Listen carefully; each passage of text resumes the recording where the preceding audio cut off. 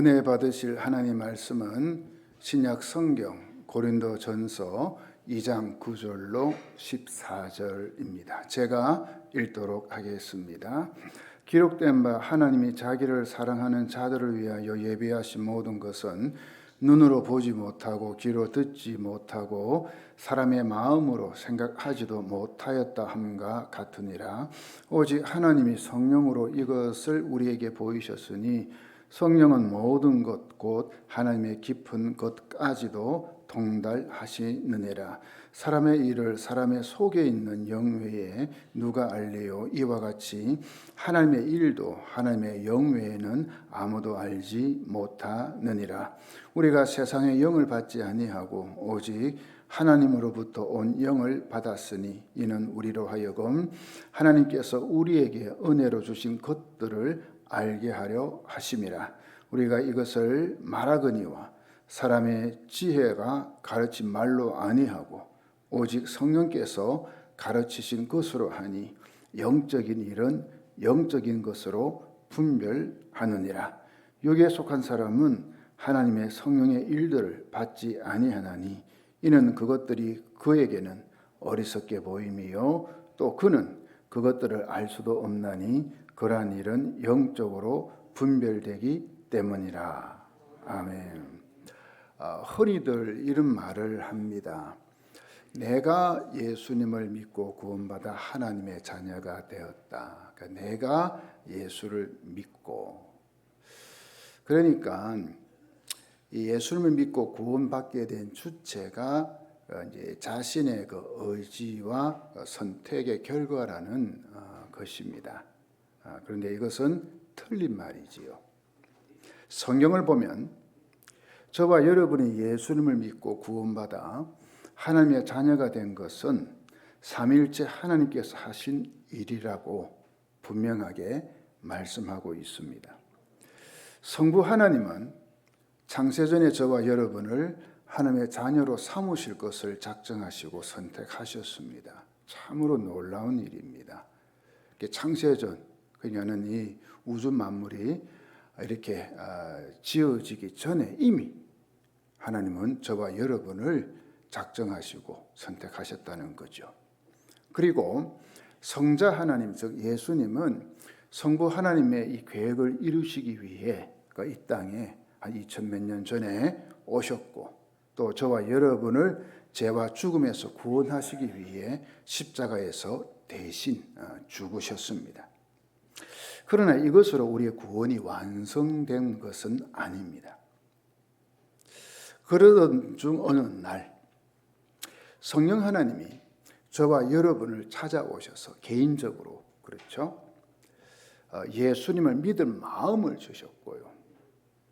또 그리하여 예수님을 나의 구주, 나의 하나님으로 영접하는 그런 역사가 일어난 것입니다. 그 사도 바울을 예로 들어보겠습니다. 하나님은 창세전에 바울을 하나님의 자녀로 삼으실 것을 작정하시고 선택하셨습니다. 그리고 성자 하나님이신 예수님은 바울을 구원하시기 위해 십자가에서 대신 죽으셨습니다. 하지만 바울은 이 사실을 전혀 모른 채 오히려 예수님을 믿는 성도들을 핍박하며 살았습니다. 그러던 중에 바울은 예수 믿는 자들을 또 체포하기 위해 다메섹으로 가는 도중에 그때 이제 회심하게 됩니다. 바로 성령님께서 그를 찾아오셨고 그의 마음을 감동시켜 주셔서 자신의 죄인됨을 이제 고백하게 했던 것입니다. 그리하여 바울은 예수 핍박자에서 예수 전달자로 변화되어 새로운 삶을 이제 평생 동안 살게 된 것입니다. 그러니 우리의 구원을 이루는 데는 삼일째 하나님 모두가 개입하신 것입니다. 성부 하나님의 작정과 선택, 성자 하나님의 사랑과 희생, 그리고 성령 하나님의 진리를 깨닫게 하시고 거듭나게 하시는 그 사역으로 저와 여러분이 오늘 이 자리에서 하나님께 예배 드리게 된 것입니다. 아멘이십니까? 그래서 오늘은 이 삼일째 하나님 가운데 이 성령 하나님은 어떤 분이시고 또 어떤 일을 하시는지를 살펴보고자 합니다. 첫째, 성령님의 속성입니다. 이 속성이라는 것은 성령님은 어떤 분이신가, 이걸 말하는 겁니다. 고린도전서 2장 9절 10절이죠. 기록된 바 하나님이 자기를 사랑하는 자들을 위하여 예비하신 모든 것은 눈으로 보지 못하고 귀로 듣지 못하고 사람의 마음으로 생각하지도 못하였다 함과 같으니라. 오직 하나님이 성령으로 이것을 우리에게 보이셨으니 성령은 모든 것 곧 하나님의 깊은 것까지도 통달하시느니라.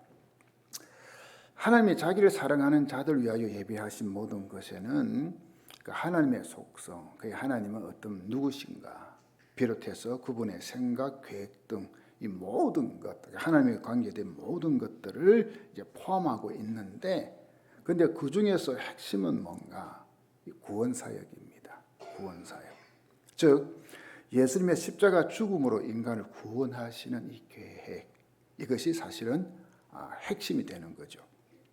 그런데 그 계획을 알 수 있는 것은 인간의 지식이나 지혜, 이성 결코 아닙니다.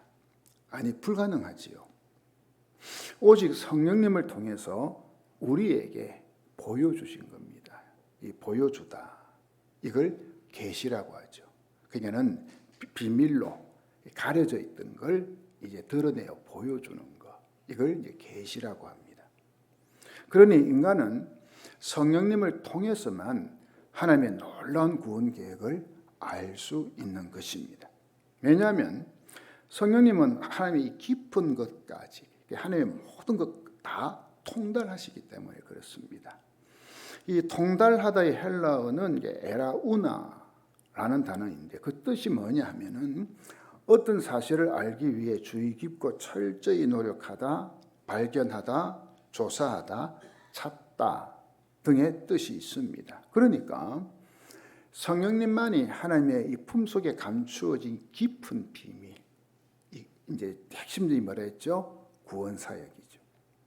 이 깊은 비밀을 찾을 수 있고 알 수 있는 것입니다. 바로 성령님의 전지성이죠. 전지. 우리가 하나님을 가리켜 전지전능하신 하나님이라 하는데 성령님도 전지하시고 전능하시고 하나님이신 겁니다. 그러니 여기서 우리는 성령님이 바로 하나님이심을 발견할 수 있습니다. 자, 이것을 동일 본질이라 말합니다. 이 성령 하나님은 성부 하나님과 또 성자 하나님과 동일 본질이라 같다는 거죠. 동일. 그래서 모든 것 곧 하나님의 깊은 것까지 다 아시는 것. 왜? 하나님이시기 때문에. 이게 성령님의 속성입니다. 고린도전서 2장 11절이죠. 사람의 일을 사람의 속에 있는 영 외에 누가 알리요? 이와 같이 하나님의 일도 하나님의 영 외에는 아무도 알지 못하느니라. 우리 인간은요, 옆에 있는 사람이 지금 무슨 생각을 하는지, 속에 무슨 계획을 가지고 있는지 모릅니다. 그렇죠? 몰라요. 그런데 그 사람은 알죠. 왜? 자기가 지금 뭘 생각하는지 본인은 압니다. 다른 사람은 모릅니다.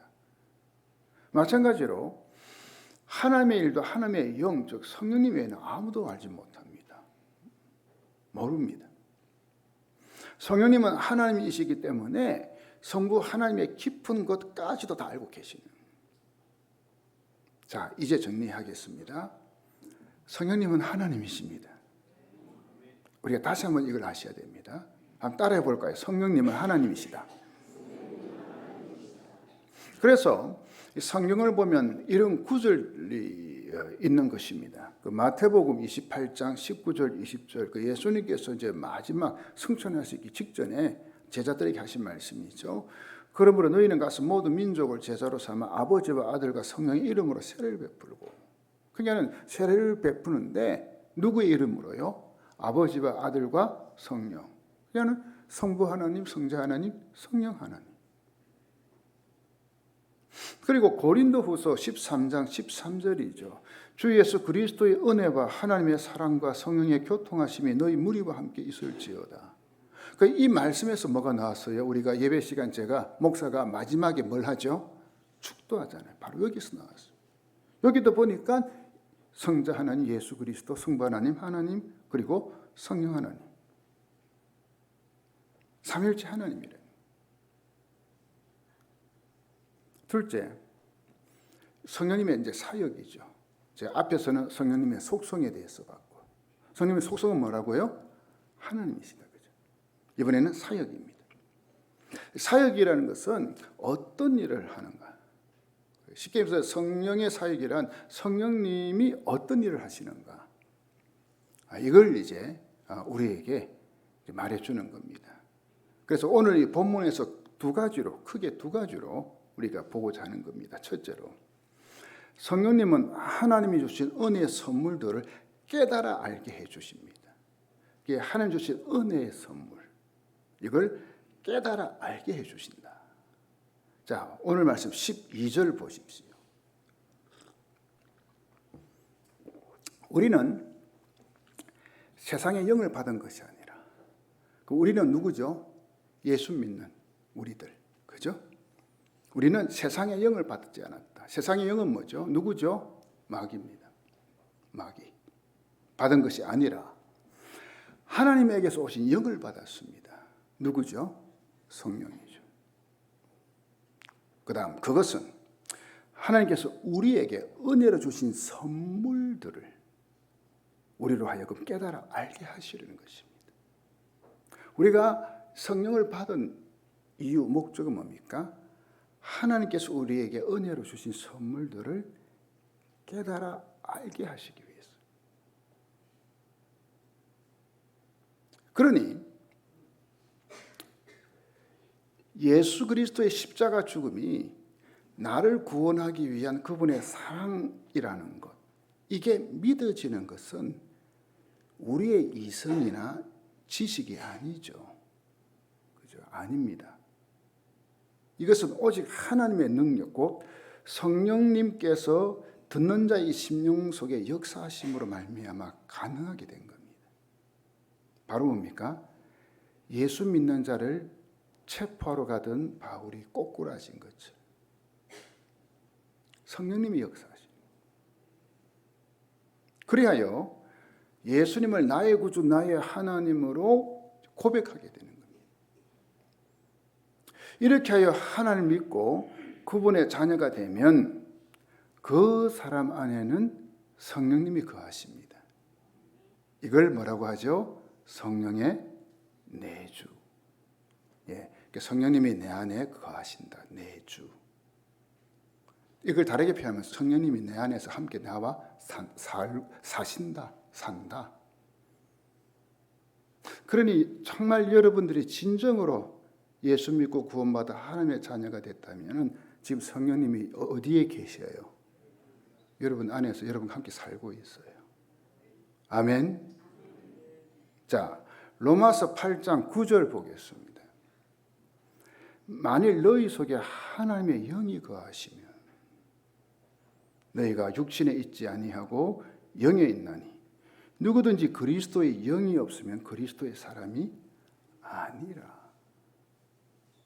그냥 우리 안에 성령님이 계시지 않으면 그 사람은 예수 믿는 사람이 아니다. 또 요한복음 14장 16절 17절 보십시오. 내가 아버지께 구할 것이니 아버지께서 너희에게 다른 보혜사를 보내셔서, 누구죠? 성령님이죠. 성령님을 보내셔서 너희와 영원히 함께 있도록 하실 것이다. 그게 아니라 예수 믿고 구원받아 하나님 자녀가 된 사람은 성령님 지금 어디에요? 함께 계셔요. 언제까지? 영원히. 그 다음 17절 보세요. 그분은 진리의 영이시다. 세상은 그분을 볼 수도 없고 알 수도 없기 때문에 그분을 받아들일 수가 없다. 그러나 너희는 그분을 안다. 그분이 너희와 함께 계시고 또 너희 안에 계실 것이기 때문이다. 그러니까는 여러분 잘 들으세요. 진짜 예수 믿는 사람은요, 성령님이 나와 함께 하는 걸 알아요. 느껴요. 아, 내 안에 성령님이 지금 계시는구나. 깨달아요. 어떻게 해요? 그 성령님께서 나와 함께 살고 있으니까 어떻게 해요? 때로는 뭐야? 내 마음에 감동을 주는 거예요. 말씀을 주는 거예요. 우리가 잘못 살면 너 임마 너 그렇게 살면 안 돼. 너 왜 말씀대로 안 살아? 아, 너 지금 너 왜 그 사람 사랑 안 해? 용서 안 해? 이 성령의 내적 음성이 들리는 거예요. 이 사람이 예수 믿는 사람이에요. 왜? 그 사람 안에 누가 계시기 때문에? 성령님이 계시니까.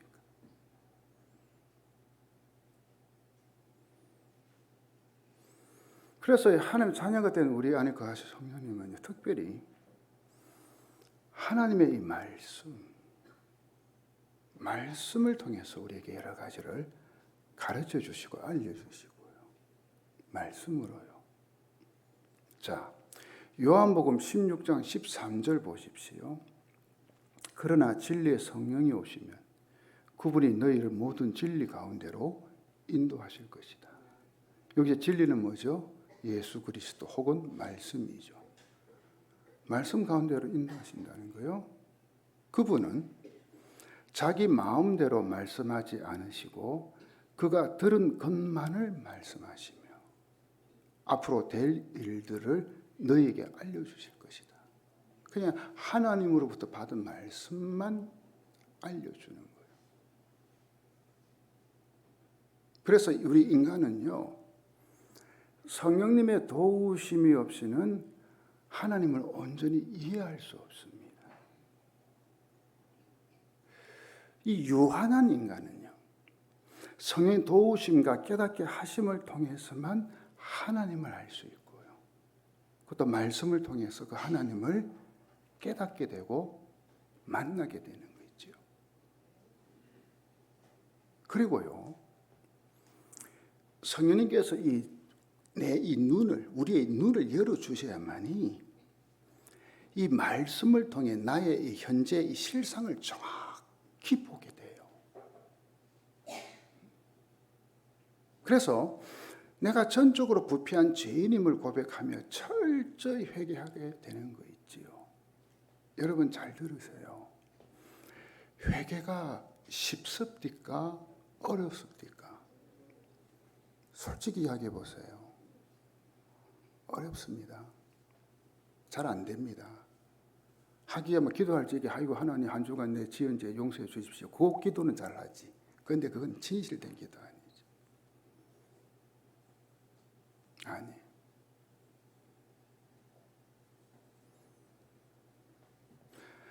정말 하나님의 말씀이 성령을 통해 내 안에 들어오면 현재 내가 어떤 사람인가?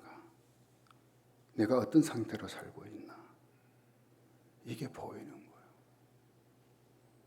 특별히 뭡니까? 내가 하나님 앞에서 잘못 살고 있을 때 그게 보이는 거예요. 그러면 자연스럽게 그 성령을 통해서 회개하게 되는 거예요. 그러니까 회개도 성령의 역사라는 거예요. 성령의 역사가 없으면 회개도 안 돼, 못 해. 그냥 말로만 띵 한번 하지. 그러니 이 말씀을 깨닫게 하시는 이도 바로 성령님이셔요. 이걸 성령의 조명이라 하죠. 이 조명은 비춰준다. 빛을 비춰주는. 말씀을 통해서 우리의 심령을 뭡니까? 쫙 비춰주니까 자기 현 상태를 보는 거예요. 아이고 내가 이렇게 참 추하고 더럽네. 참 못났네. 부족하네. 잘못됐네. 그러면서 또 한편으로 그 말씀의 비춤을 받으니까 어때요? 아 맞아. 내가 이렇게 살아야지. 맞아. 아 이게 말씀이구나. 하나님께서 원하시는구나. 말씀대로 사는 거예요.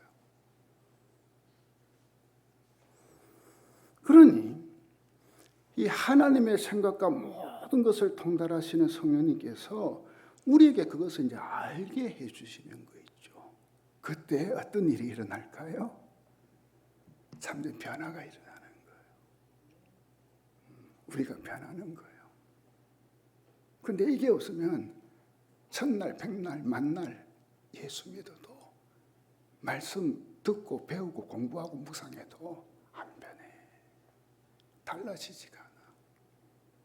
성령의 조명이 있어야 돼요. 존 프레스턴의 말입니다. 성령의 역사 없이 죄를 온전히 내버리고 겸손하게 될 수 있는 사람은 있다 없다? 없다. 성령의 역사 없이는 죄를 온전히 다 버리고 청산하고 겸손하게 될 수 있는 사람은 없어요. 성령밖에 없어요. 그 2007년이지요. 그 도올 김용옥 교수라고 완전히 빡빡머리한 교수 여러분 아시나요? 이분은 그 대학 교수, 철학과 교수거든요. 그런데 완전히 엔터테이너예요. 연예인 정도로 인기가 있어요, 사람들한테. 이 양반이요, 그 EBS 방송이 있죠. 거기서요, 요한복음을 강의를 했어요. 이 사람은 철학과 교수이지 신학자 아니거든요. 그리스도인 아닌 건 물론이고요. 다만 어린 시절 주일학교를 열심히 다녔대요. 그리고 신학교에 들어가서 1년간 다니다가 자퇴해버렸대요. 그게 기독교와 관련된 이 사람의 이제 이력입니다.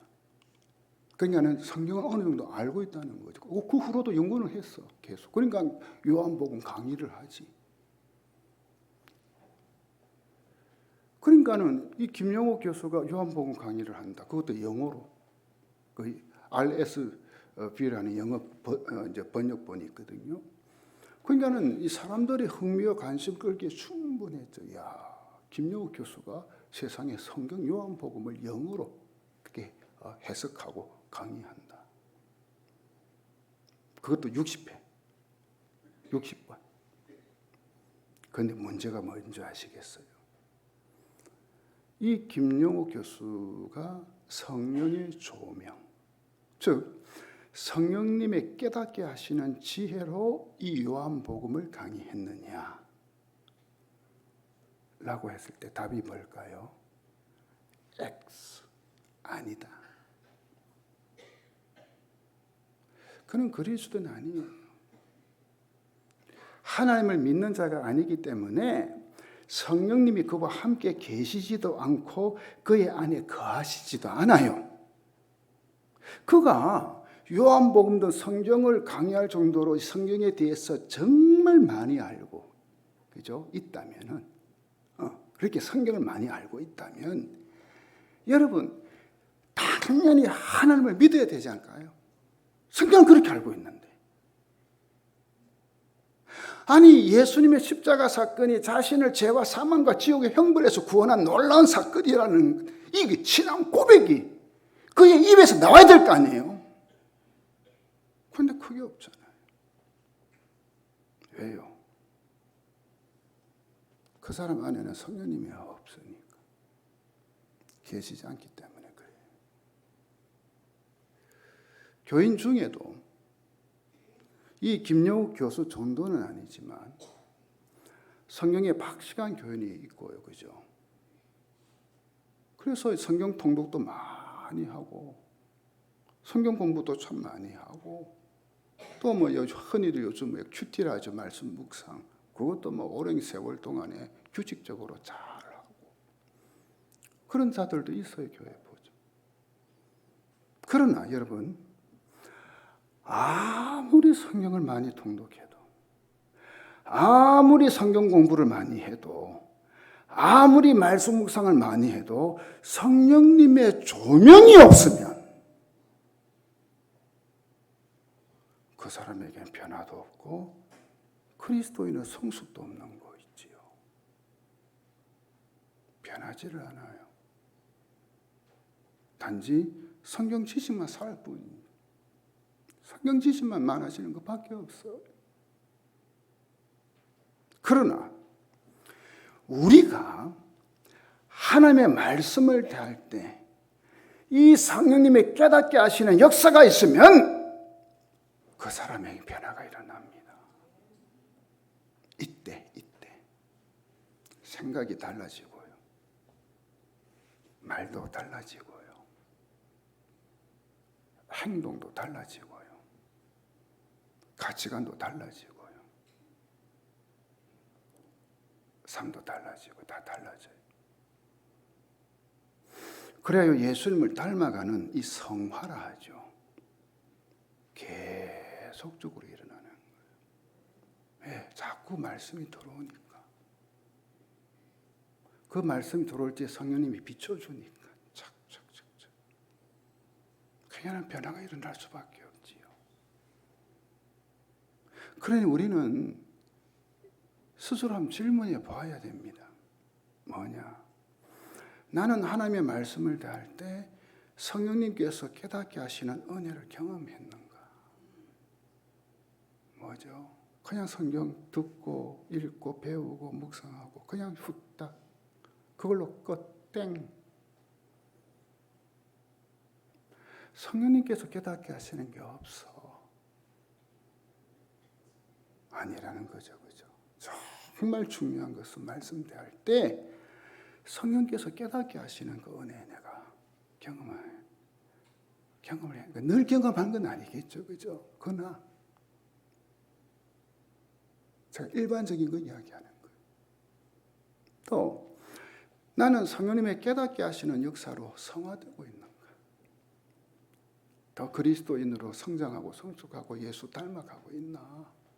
어떤가?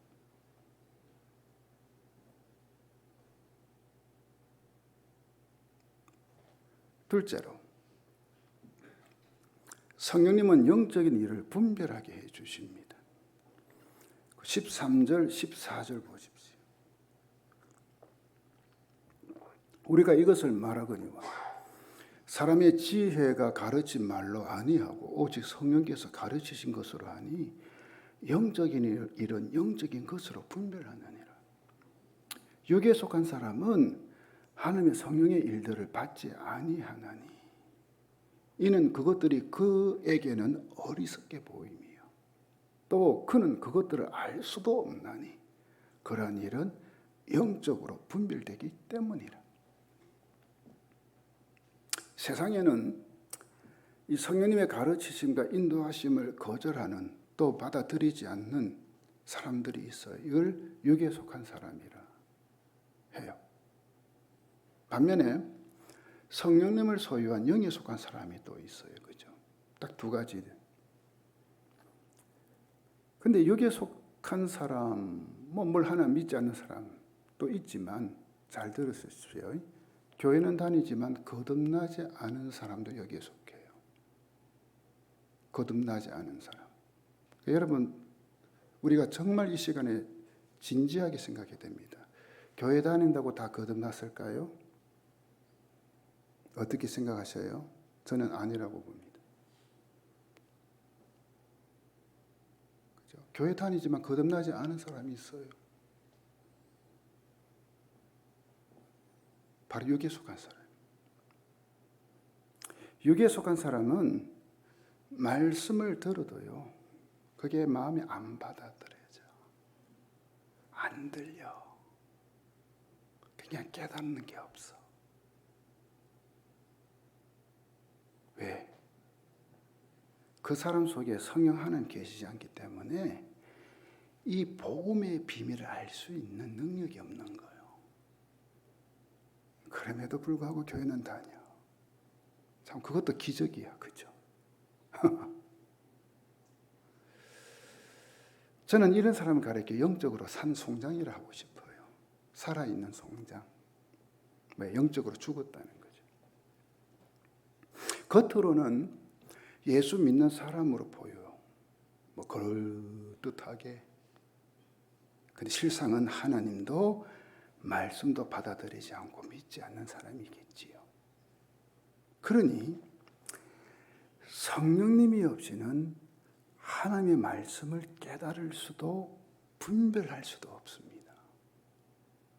우리는 오직 성령님을 통해서 하나님의 말씀을 깨닫고 분별할 수 있습니다.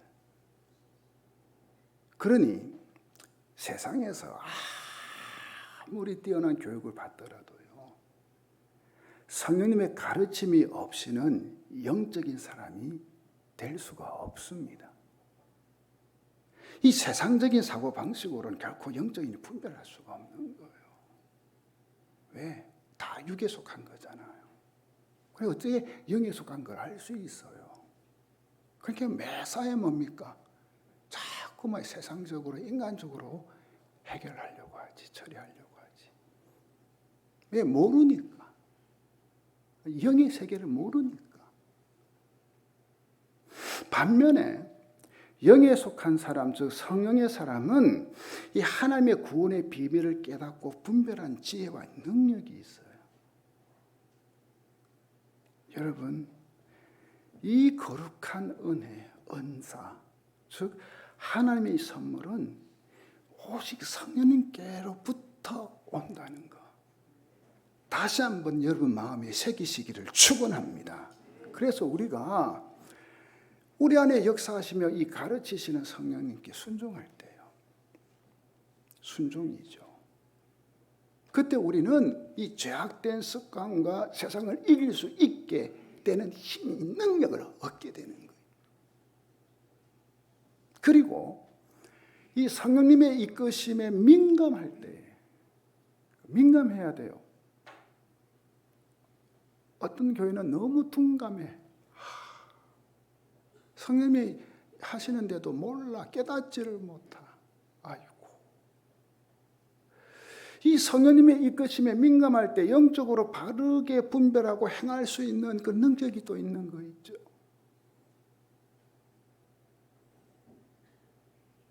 그런데 우리 안에 성령 하나님이 거하심에도 불구하고 우리 삶에는 때때로 육에 속한 사람의 모습이 나타나기도 하잖아요. 그죠? 늘 성령 충만해서 가서 그렇게 우리가 사나요? 그럴 수는 없어요.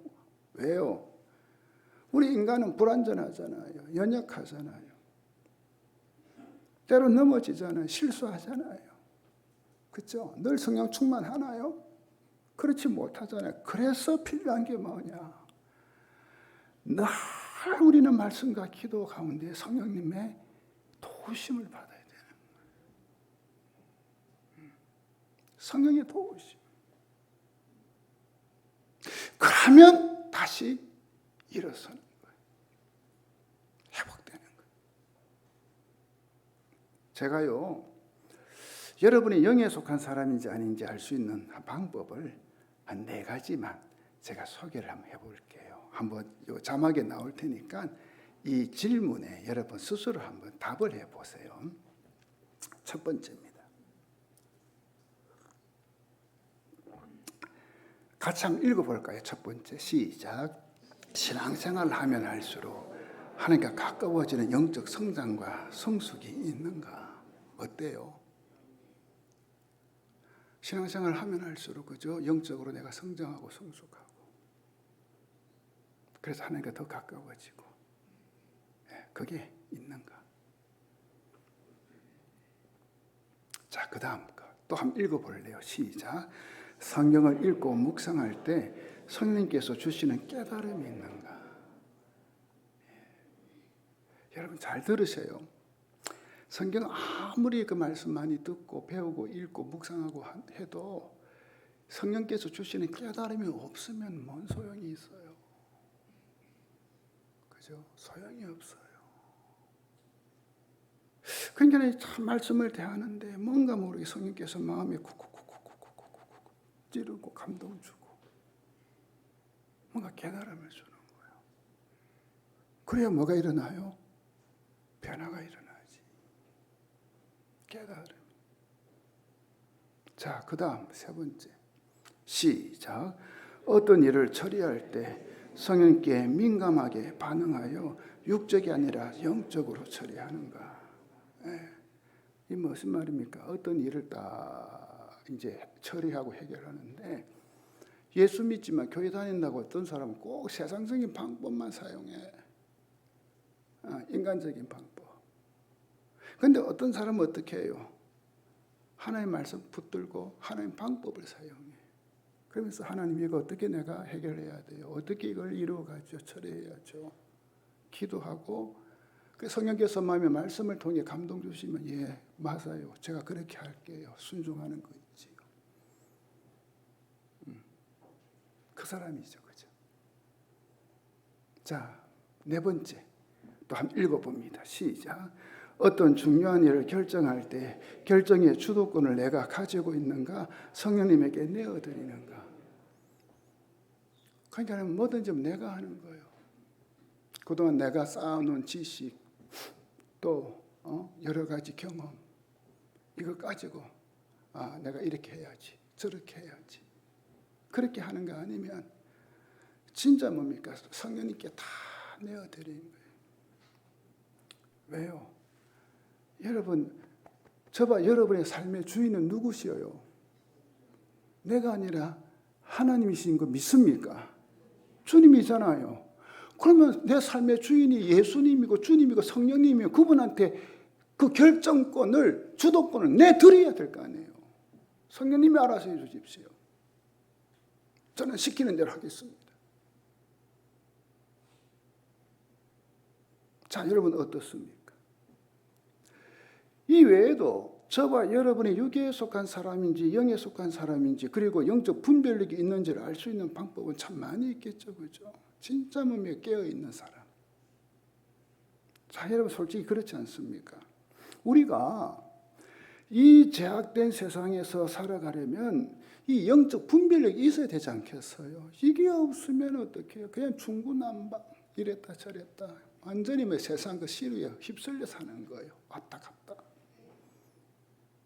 그래서 성경은 우리에게 말씀하는 거예요. 성령 충만해야 된다. 성령 충만 받아야 된다. 이 성령님이 주시는 깨달음과 분별력이 없으면 무엇이 옳고 무엇이 그른지도 몰라요. 마치 똥오줌도 가리지 못하는 어린아이처럼 영적으로 그렇게 산다니까. 이게 하나님 보실 적에 잘된 건지 못된 건지, 잘하는 것인지 못하는 것인지 이것도 분간을 못해. 아이고 얼마나 답답한지. 저는 여러분이 성령의 사람이 되기를 축원합니다. 물론 이 세상적으로도 여러분들이 출세하고 성공하고 제가 바래요. 그죠? 또 결혼도 잘하고 직장도 청년들도 잘 좋은 데 들어가고 돈도 많이 벌고 건강하고 다 저는 원해요. 그러나 무엇보다 성령의 사람으로 살기를 저는 바라는 겁니다. 왜냐하면 이것만이 하나님의 사람으로서 온전하게 살 수 있기 때문에, 진정한 하나님이 부어주시는 은혜와 축복을 누리며 살아갈 수 있기 때문에,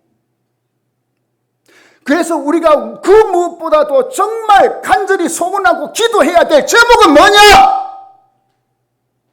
그런 세상적인 현세적인 축복 아니에요. 성령의 사람이 되는 거예요. 성령의 사람. 그래야 하나님의 사람답게 살 수 있으니까. 그리고 결국에는 하나님의 영광을 돌리게 되니까요. 오늘 이 말씀을 이제 마무리하는 게 이제 그 2장 16절이거든요. 거기에 보면 사도 바울은 영에 속한 사람, 즉 성령의 사람을 가리켜서 그리스도의 마음을 가진 자라라고 되어 있어요. 그리스도의 마음. 이 그리스도의 마음을 갖는다는 것은 나의 인생을 예수님의 관점에서 바라본다는 거예요. 내 관점이 아니고 예수님의 관점에서 쫙 바라보고, 또 예수님과 같은 가치관을 갖고 사는 거예요.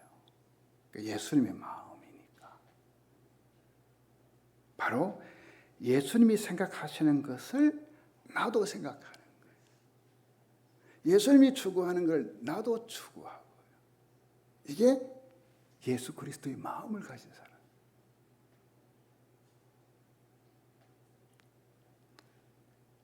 바로 성령의 사람을 이야기해요. 우리가